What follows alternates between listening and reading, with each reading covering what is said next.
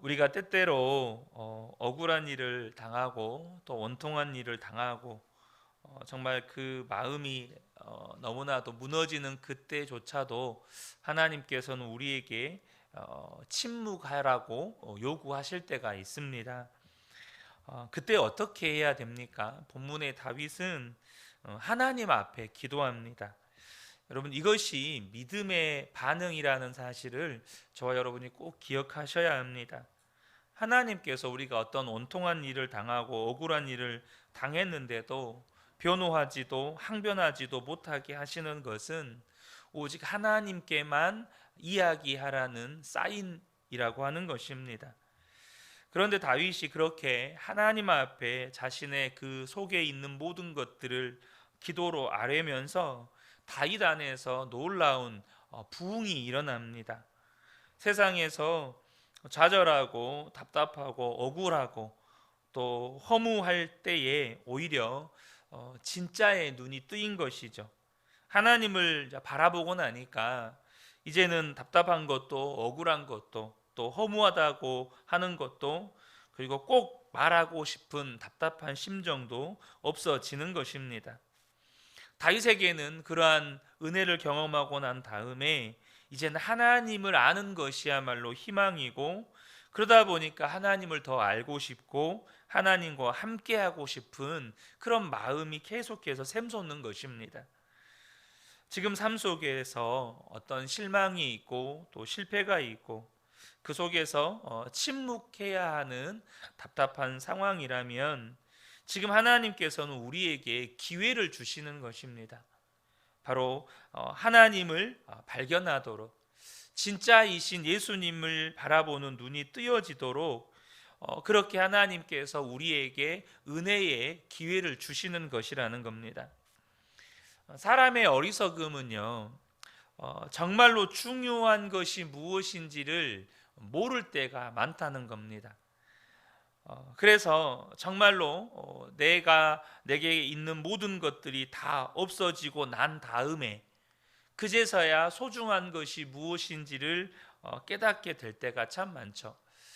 그 최근에 어떤 한 그 종합 편성 채널에서 그 우리 이혼했어요인가 그런 그 프로그램 있잖아요. 이렇게 공인들인데 이혼했다가 그 이혼한 부부들을 다시 이렇게 한 공간 안에서 이렇게 이제 지내게 하면서 그 이혼하기 전에 있었던 어떤 그런 갈등들을 서로 이야기하고, 그러면서 서로가 이제 이혼 상태가 되어 보니까 그 상황에서 상대방과 뭐 또 여전히 싸우기도 하면서 그 속에서 진짜 소중한 것이 무엇인지를 이렇게 발견하게 되는 뭐 그런 프로그램인데, 제가 우연찮게 잠깐 짧은 영상을 하나 봤는데, 이제 이혼했던 부부가 이제 남편이 아이가 엄마랑 사니까 그 아들을 2년 만에 이렇게 이제 만나게 되는 거예요. 근데 이 남편이 그 아들을 껴안고 막 펑펑 울더라고요.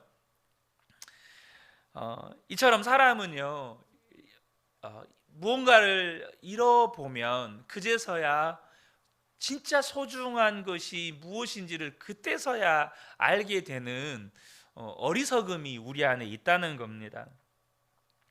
아마 그 천재 플룻 연주가인 송솔나무 집사님 아마 들어보셔서 아실 텐데요. 이분은 뭐 허준 또 뭐 이산 이런 대하 드라마, 역사 드라마의 어떤 배경음악을 작곡하시고 직접 연주했던 분이십니다. 그런데 이분이 예수를 믿고 은혜를 받았는데 한순간에 그 은혜가 다 그 잃어버릴 때가 있었습니다.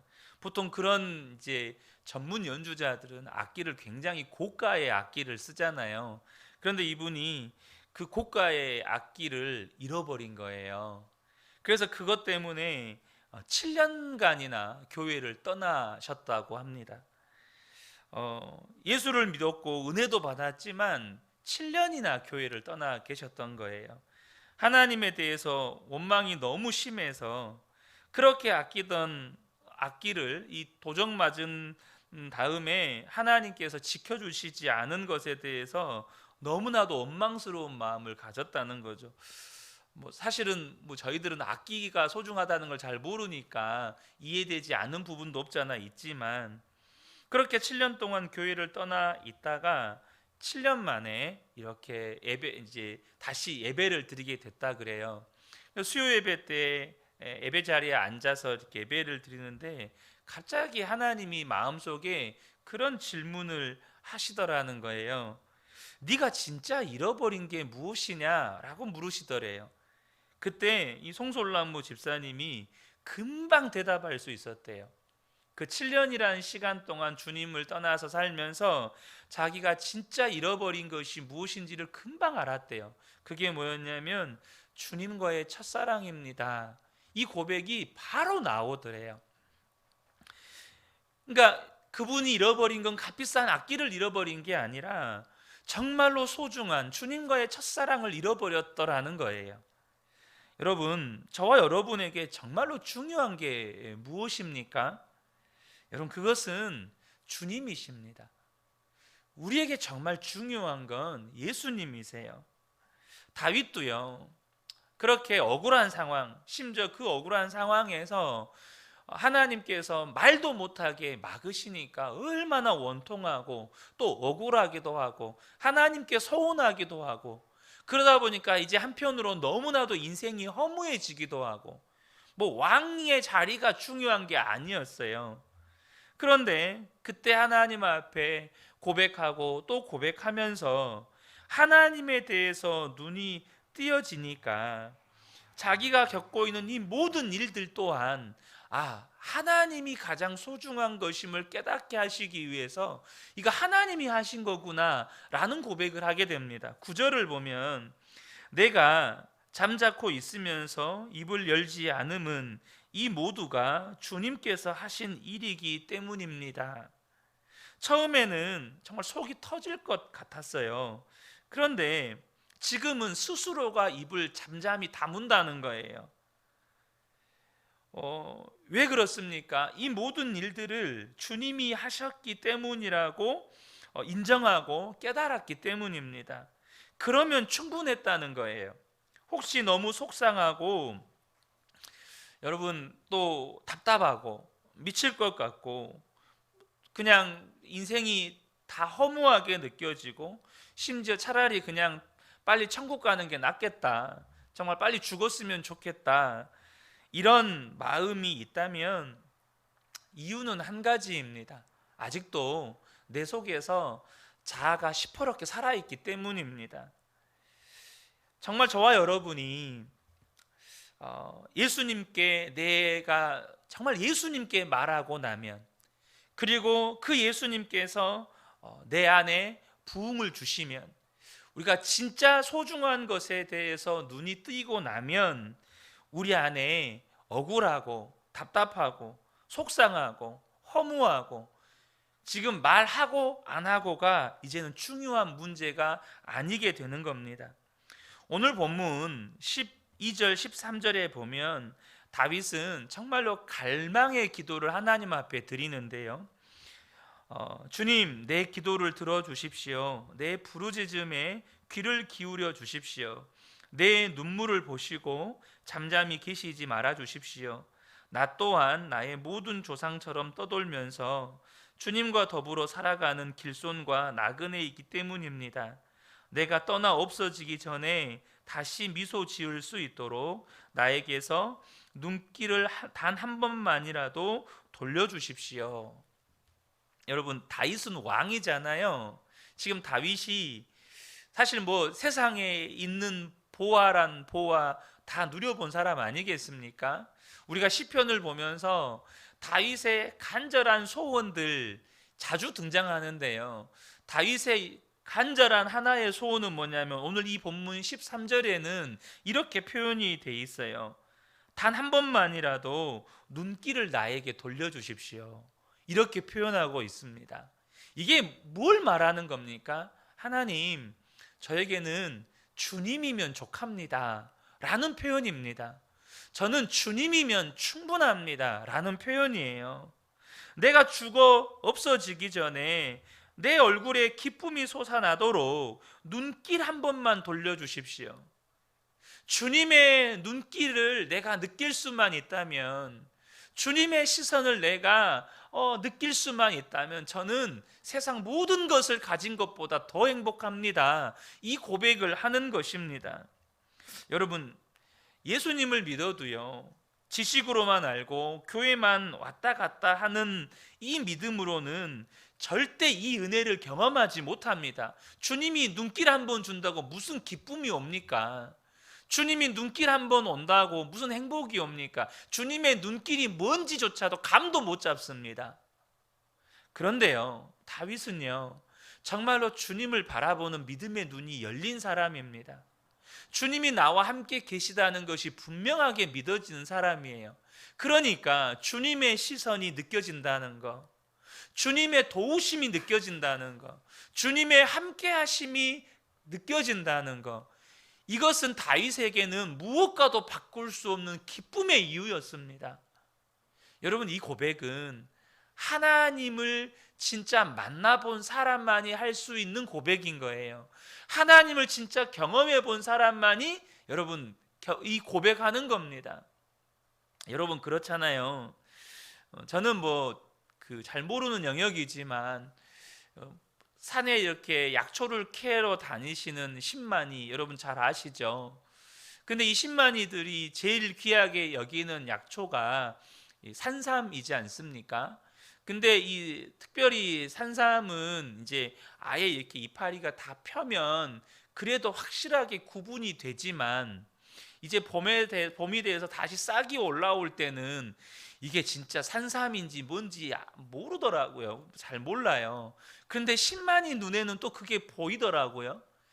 여러분, 우리는요, 지나가면 이게 풀인지 산삼인지 모르고 그냥 지나갑니다. 우리도 다 머리로는요, 산삼이 귀한지 다 알아요. 산삼이 귀한지 다 압니다. 근데 산에 가서 우리가 산에 등산을 하더라도 옆에 산삼이 있더라도요, 그건 그냥 풀입니다. 그냥 지나치는 풀이에요. 근데 신만이가 그걸 보면요, 여러분, 신받다라고 외치는 겁니다. 알기 때문이죠. 그냥 머리로 아는 겁니까?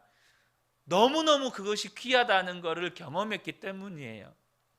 예수님을 진짜로 만나고 예수님과 함께하고 예수님을 바라보는 사람에게서, 진짜 주님을 경험한 사람에게서 주님의 시선이 느껴진다는 것, 주님이 나와 함께 계시고 나를 붙드시고 계심이 느껴진다는 것은 여러분, 세상 무엇과도 바꿀 수 없는 행복의 이유가 되는 겁니다. 여러분, 이것이 어쩌면 우리와 다윗의 믿음의 차이인지도 몰라요. 우리도 주님 다 압니다. 하나님이 날 얼마나 사랑하시고 하나님이 나와 함께 계시고 하나님이 내 안에 계시다는 거 다 알아요. 근데 어쩌면 우리는 그냥 산에만 오르내리는, 어쩌다 한 번씩 산에 가는 등산객처럼, 이게 풀인지 산삼인지도 모르는 그냥 지나쳐버리는 사람처럼 그렇게 주님의 시선과 주님의 함께 하심을 지나쳐버리고 있는지도 모릅니다. 사랑하는 성도 여러분, 주님을 경험한 사람은 여러분 정말로 주님의 시선을 느끼는 것이 전혀 다른 의미로 다가오는 것입니다. 이것이 예수님을 믿어도 진짜 믿는 것이고, 그러므로 인해서 우리가 그렇게 주님을 경험할 때 우리 안에 기쁨이 올라오는 것이죠. 그래, 그때부터는 내 처지나 형편이 억울하게 짝이 없어도 별로 상관이 없는 겁니다. 주님으로부터 내 마음에 기쁨이 올라오기 때문이죠. 어느 목사님이 청년 집회에 강사로 가셨는데 갑자기 한 청년이 상담을 요청해 왔습니다. 이 청년이 상당히 흥분한 상태에서 이 지나가는 목사님을 갑자기 붙잡고 상담을 요청하니까 거절을 할 수가 없었습니다. 그래서 이 청년이 자기 이야기를 꺼내는데, 이번 집회에 자기는 오고 싶지 않았는데 이렇게 억지로 왔다는 거예요. 그런데 성령님이 자기 속에 들어오시는 것을 경험했다는 겁니다. 그러니까 불이 임하는 것을 경험하고, 하나님이 내 속에 들어오셨구나, 이걸 경험하게 된 거예요. 그러면서 하나님께서 자기 안에 너는 내 아들이다, 너는 왕 같은 제사장이다, 이런 말씀을 듣고 그냥 눈물을 펑펑 쏟으면서 자신의 지난날의 부끄러운 삶을 회개하고 그렇게 행복할 수가 없었다는 거예요. 그리고 이제 그 기쁨을, 이 행복함을 사람들에게 전하고 간증하고 싶어서 그 집회, 보통 이 청년 집회나 이렇게 청소년 집회 일정을 보면 장기 자랑하는 시간이 있거든요. 그래서 내 끼를 보여봐라는 그런 코너가 있어서 거기 나가서 이 불을 내려주소서라는 찬송을 부르면서 하나님 주신 은혜를 간증하려고 이렇게 준비를 하고 올라갔는데, 올라가서 찬송을 부를 때 30초 만에 땡 하고 내려왔다는 거예요.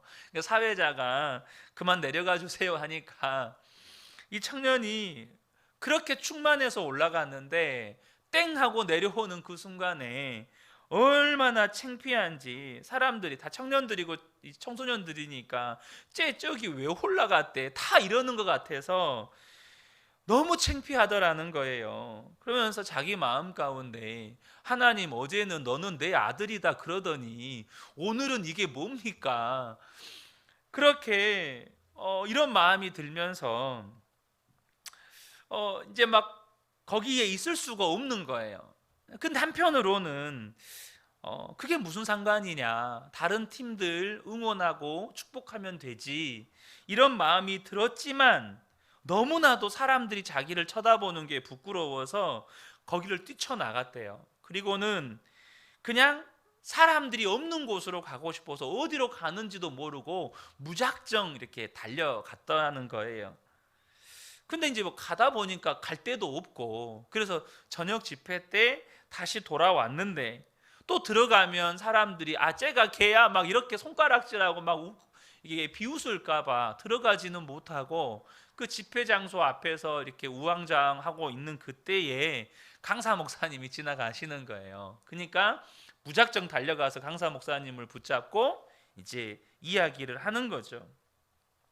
근데 이제 이러면서 이 친구가 이 목사님에게 요청한 그 상담을 드렸던 내용이 뭐였냐면, 저 이제 집으로 돌아가면 시험이라고 하는 것이 올 것 같은데 저는 이 시험을, 오늘 내 반응을 보니까 시험을 이길 자신이 없습니다.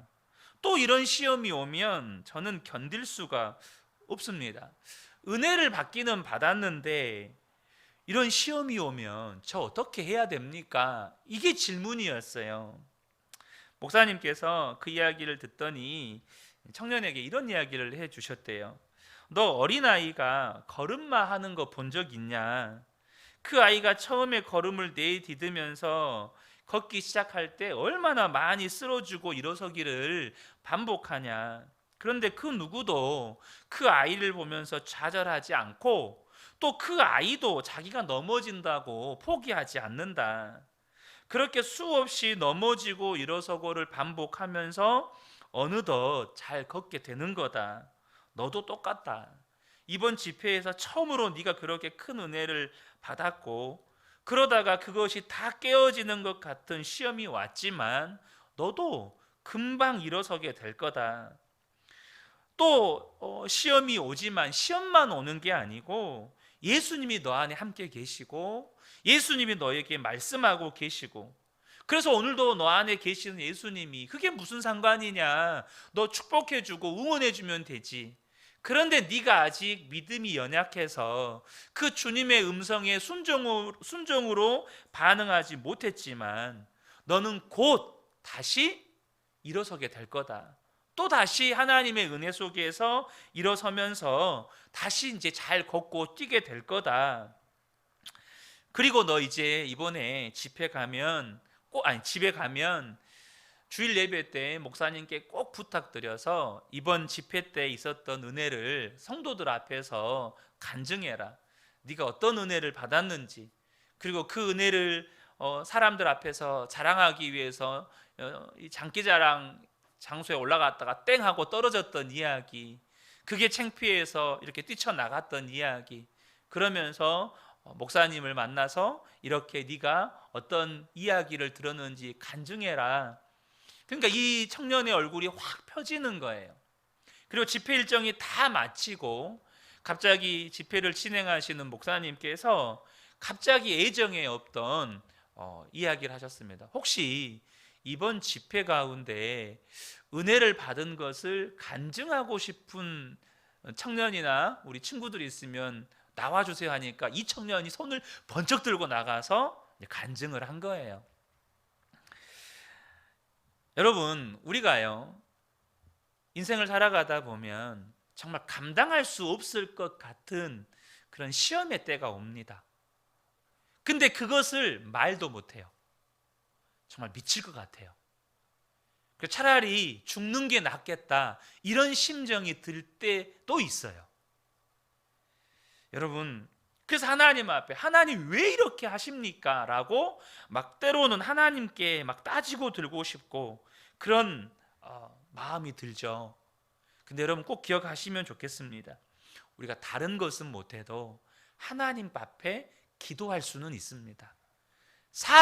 사람들과에게 말은 못해도 하나님 앞에 기도할 수 있다는 거예요. 그리고 중요한 것은 하나님은 다 들어주십니다. 하나님은 다 들어주세요. 그러면 여러분 거기에서 우리가 어떤 은혜를 경험합니까? 진짜를 경험하는 겁니다. 아, 하나님이 진짜구나. 하나님이 나와 함께 하시면 충분하구나. 그 하나님이 내 삶의 역사하심을 내가 느낄 수만 있다면 충분하구나. 하나님의 손길을 느낄 수 있고 하나님의 시선을 느낄 수 있고 하나님이 내 삶을 지키시고 붙들고 계심을 내가 경험할 수 있다면 그것으로 충분하구나. 여러분 거기에서 진짜의 눈이 뜨여지는 겁니다. 그래서 거기에서 우리가 어떤 고백을 하게 됩니까? 다윗은 오늘 주님의 눈길 하나면 눈길만 느낄 수 있다면 자기는 행복하다는 거예요. 이 말이 뭔 말입니까? 저는 주님이면 충분합니다. 이 고백이 저와 여러분의 고백이 되는 것입니다. 사랑하는 성도 여러분, 저와 여러분의 삶에 무엇이 가장 중요합니까? 여러분, 주님을 아는 겁니다. 주님을 날마다 경험하고 그 주님과 동행하는 겁니다. 이 새벽에 함께 예배하는 우리 모든 성도님들, 저와 여러분이 날마다 그렇게 주님 한 분만으로 충분하다면 저와 여러분의 가족들, 직장 동료들, 이웃들에게 하나님은 저와 여러분을 통해서 반드시 역사하십니다. 이 은혜가 우리 모든 성도님들에게 충만하게 임하시기를 예수님의 이름으로 축복합니다. 아멘.